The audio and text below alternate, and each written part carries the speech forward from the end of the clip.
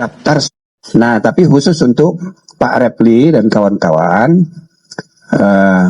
nama yang datang tadi ternyata tidak sama dengan daftar surat yang diajukan kepada kami, dan rupanya daftar namanya setelah dikonfirmasi kemarin itu ada nama-nama yang berstatus tersangka. Nah, maka tadi malam kami mengadakan pertemuan rapat kilat gitu, ya, Zoom. Bagaimana? Maka kesimpulannya sebaiknya kita tidak menerima yang statusnya tersangka. Begitu. Supaya apa? Supaya kita fair. Ini adalah lembaga resmi, bertemu di HITIK, di belakang juga ada reskrim, duduk tadi ikut menjadi peserta. Lalu kemudian kita harus menghargai, menghormati proses hukum yang sudah jalan. Belum terbukti dia salah, tapi kita juga harus memegang etika. Selain hukum, kita juga soal baik buruk etika. Dan kami pun runding bersama.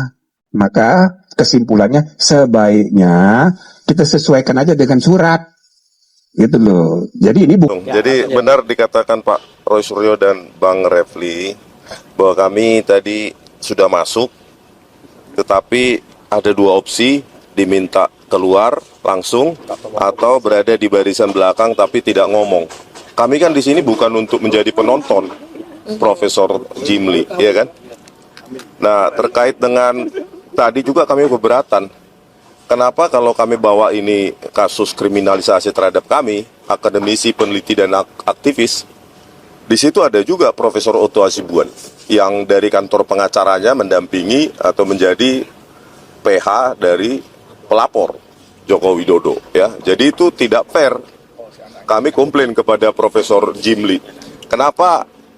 Sedangkan jurnalis saja kalau sebisa mungkin cover both sides, mendengar cerita dari dua sisi. Nah, kenapa ini yang namanya Komite Reformasi Polri tidak mau mendengarkan cerita dari sisi kami? Sementara Otto Hasibuan ada di ruangan itu yang bisa menyuplai data atau informasi sesuai dengan versi mereka, gitu kan? Nah, inilah yang kami komplain kepada Pak Prabowo Subianto, ya dengarkanlah Pak, ya jangankan tersangka, harusnya terpidana pun bisa didengarkan, nggak ada undang-undang melarang itu. Pada saat Prof. Jimmy bilang Roy Suryo CS itu sebagai pejuang, itu termul langsung kelojotan, kejang-kejang. Ya seperti pejuang, ibaratnya Pangeran Diponegoro melawan company, ya. Siapa yang berada di sisi pejuang? Itu. Atau Jenderal Sudirman melawan penjajah. Itu siapa yang pejuang? Siapa yang penjajah? Nah, Prof. Jimmy sebut Roy Suryo CS itu sebagai pejuang. Mereka tersangka tapi belum tentu bersalah. Dan Raffi Harun itu sebagai aktivis yang gigih. Wah, itu anti klimaks buat mereka-mereka yang membantu membangun narasi, membangun alibi, seolah-olah ijazahnya Mukiti itu asli. Wah, itu jatuh moralnya sudah. Jadi banyak yang disampaikan oleh Prof. Jimmy Asidiki dalam pernyataannya tadi, tapi itulah yang paling penting. Kalian berada di barisan siapa? Pejuang atau company? Keren. Roy Suryo CS tolak damai dengan Jokowi di kasus ijazah palsu. Pertanyaannya, emang siapa yang ngajakin damai, Roy? Ada yang ngajakin damai. Lagi pula seluruh rakyat Indonesia nih kayaknya sepakat mendukung tidak adanya perdamaian di kasus ijazah Pak Jokowi, ya. Biar kita semua bisa menyaksikan persidangannya, biar bisa melihat fakta-fakta yang tersaji di persidangan, iya kan, Roy? Ini tapi kok ada berita kayak gini ya, Roy? Nah, Roy, gimana, Roy? Gimana, Roy? Hah? Ya gimana? Tapi karena teman-teman bilang keluar aja. Oke, maka kami sepakat untuk walk out. WO apa diusir? Kalau sudah diberi dua pilihan, diam atau keluar, itu artinya diusir. Kok pakai acara-acara WO segala? Piye ta karemu ki? Wong aku diusir aja gitu aja kok susah banget. Diusir ya diusir gitu aja kok repot. Lalu, lah kok kamu Mary sama Oto Hasibuan itu loh. Lah Oto Hasibuan itu kan juga bagian dari anggota reformasi Polri, ya kan? Nah selain itu juga Wamenkum. Lah kamu itu loh siapa? Hah, kamu itu loh siapa?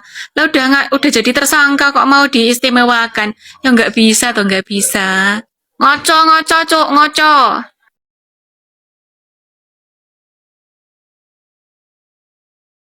Mudiar, mampus, Suryo mampus.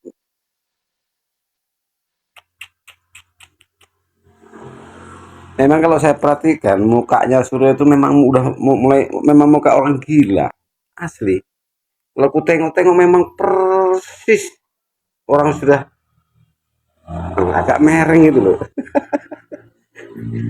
Purnomo kok lambat kali jemput Surya. Aduh kasihan, diurusi lah sana Pak Purnomo, dibawa ke Malang sana ke Surabaya, ya Surabaya sana dibawa diobati dan diblok kakinya itu diikat, tangannya jangan, ya kan kakinya aja.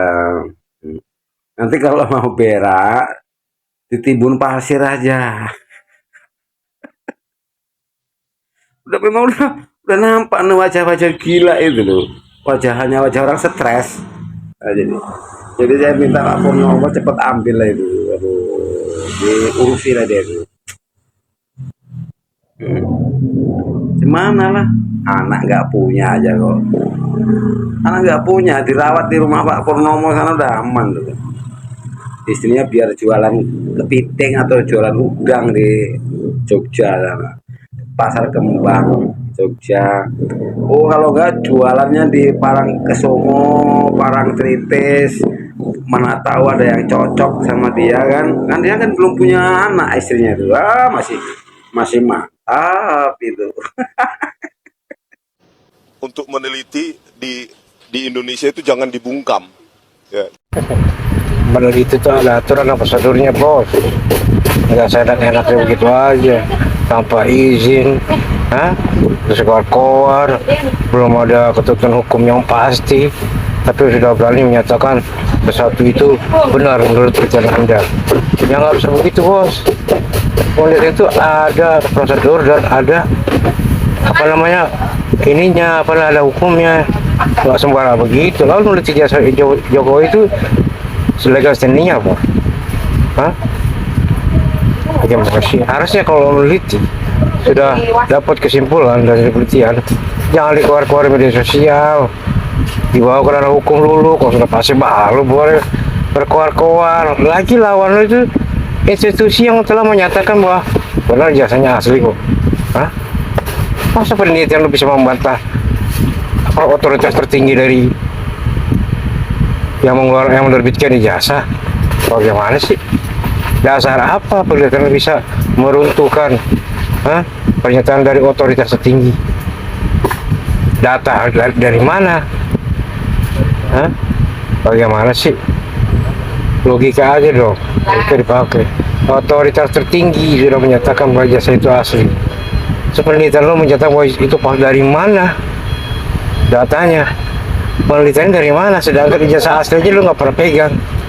Apa yang diteliti? Lucu lu, dari balik penelitian mulu tapi menghina, menghasut, menjelek-jelekan.